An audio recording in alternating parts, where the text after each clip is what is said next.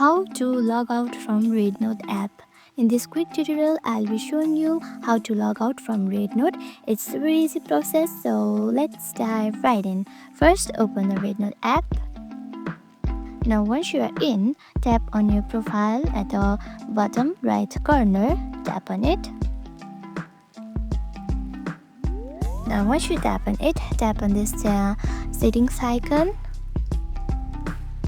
At the very end, you will be seeing Logout.